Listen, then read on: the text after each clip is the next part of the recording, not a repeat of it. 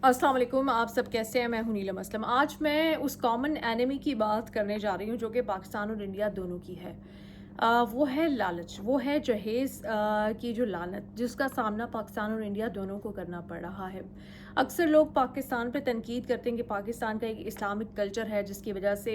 ख़वातीन को हुकूक नहीं मिलते, या ख़वातीन जो हैं उनके साथ मज़ालिम जो हैं वो हो जाते हैं और ख़वातीन पीछे रह गई हैं, ख़वातीन को काम के मौके नहीं मिलते। और मैं हमेशा कहती हूँ कि पाकिस्तान का मसला रिलीजन नहीं है, पाकिस्तान का मसला जो है वो कल्चर है। और वो शेयर्ड कल्चर है जो पाकिस्तान और इंडिया दोनों का है, कि जिसमें ख़वातीन को दबाया जाता है, जिसमें ख़वातीन के लिए मौके कम किए जाते हैं, जिसमें चाहे कोई मुसलमान मर्द हो, जिसमें चाहे कोई हिंदू मर्द हो या सिख मर्द हो। इसके ऊपर पिछले दिनों एक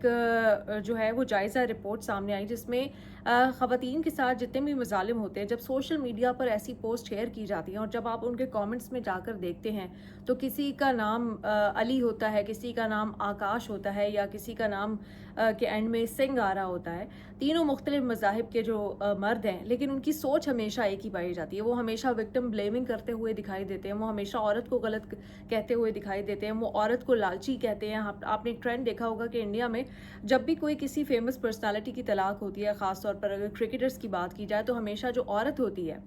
उसको बुरा भला कहने के लिए सब यूनाइटेड हो जाते हैं कि इसने जो है वो ऐसी शिक क्यों रखी कि तलाक के नतीजे में इसको पैसे मिले, और या इस यही लालची होगी या यही गोल्ड डिगर होगी। तो हमेशा औरत को ही मुजरिम बनाकर ठहराया जाता है। तो इससे हमें क्या पता चलता है कि इस रीजन का जो मसला है वो मज़हब नहीं है, बल्कि वो कल्चर है, जो शेयर्ड कल्चर है जिसके ऊपर बड़ा प्राइड लेते हैं। खैर, मैं सबको बुरा नहीं कह रही, लेकिन कुछ स्टैट्स मेरे सामने आए वो आपके सामने रखने जा रही हूँ। अगर जहेज़ की बात की जाए, अभी नोएडा में एक अफसोसनाक वाक़या पेश आया, जहाँ पर एक जो लड़की है उसको जला दिया गया, ज़िंदा जला दिया गया, क्योंकि वो 30 से 35 लाख का जो जहेज़ है वो नहीं ला सकी थी। लेकिन अगर ख़ास तौर पर इंडिया की बात की जाए तो 2024 में 6,800 जो ख़वातीन हैं उनको जहेज़ ना लाने की वजह से जो उनके घर वाले हैं, जो उनके इन लॉज हैं, जो उनके हस्बैंड्स थे, उन्होंने उनको मार दिया। किसी को जहर दिया गया, किसी को ज़िंदा जला दिया गया है, या किसी को इस कदर मजबूर कर दिया गया। ऐसी स्टोरीज़ भी हमने देखी हैं कि वो खुद ही अपनी जान ले लें, वो खुद ही खुदकुशी कर लें। और इन स्टैट्स को अगर मद्देनज़र रखते हुए देखा जाए तो तकरीबन 19 ख़वातीन हैं जो कि हर रोज़ जहेज़ ना लाने की वजह से उनकी जान गई है। इसके अलावा हमने ये भी देखा कि तकरीबन 7,000 जो जहेज़ की ना लाने की वजह से जो अमवात होती हैं वो सालाना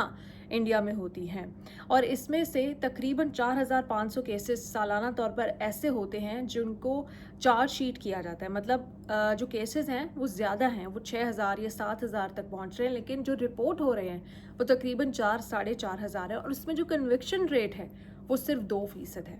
अब आप इससे अंदाज़ा लगाएं कि 98% जो केसेस हैं उसमें अगर किसी ने किसी की बेटी को जला दिया है, किसी को मार दिया जहेज़ ना लाने की वजह से, कोई भी इल्ज़ाम लगाकर, तो उसमें जो सज़ाएं दी जा रही हैं वो सिर्फ 2% लोगों को सज़ाएं दी जा रही हैं। और इसमें जो 80%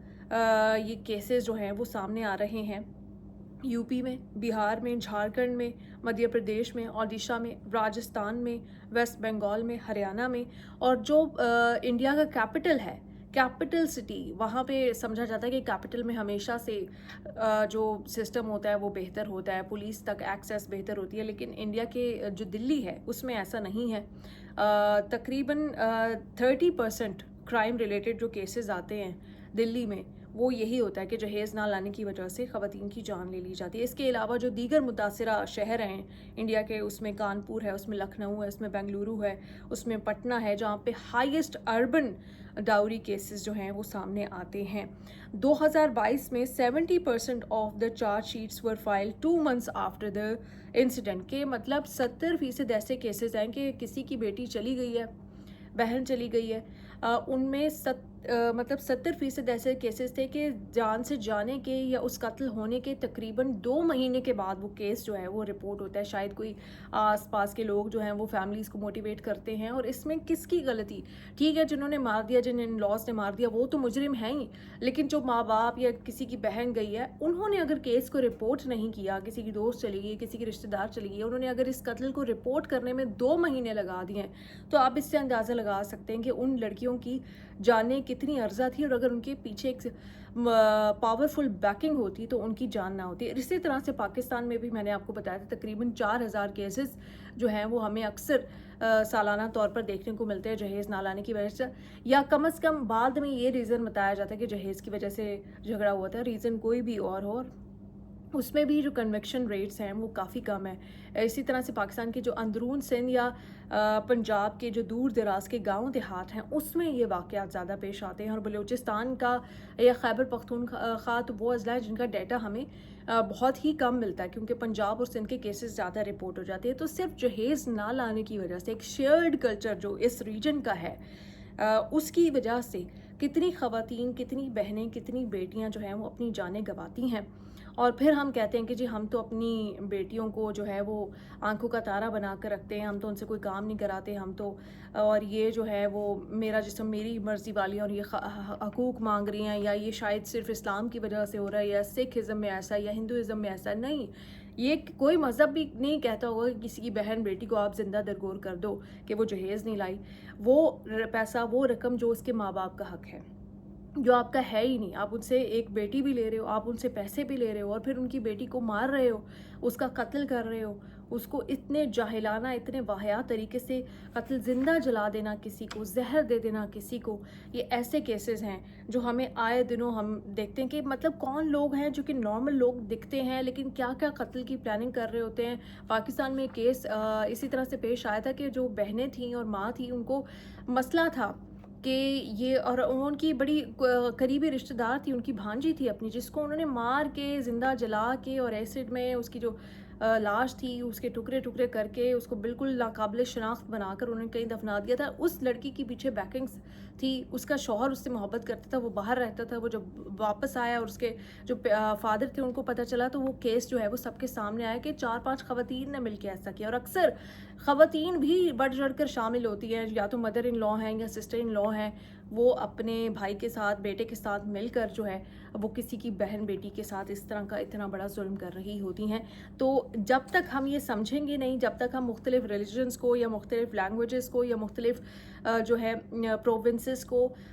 اس کا قصوروار ٹھہراتے رہیں گے، ہم اس مسئلے پر کبھی بھی قابو نہیں پائیں گے۔ ہمیں ایک بار یہ فیصلہ کرنا ہے کہ یہ ایک شیئرڈ کلچر ہے جو کہ بڑا رانگ کلچر ہے، اور یہ کلچر جو ہے اس کو بنایا ایسے کچھ کیا کہ یہ خواتین کی جو ہے وہ آواز دبانے کے کام آتا ہے، خواتین کی جو امنگیں ہیں، جو ان کی خواہشات دبانے کے لیے، اور اس میں یونائٹڈ ہیں، چاہے وہ کوئی مسلمان ہے، چاہے وہ کوئی سکھ ہے، چاہے وہ کوئی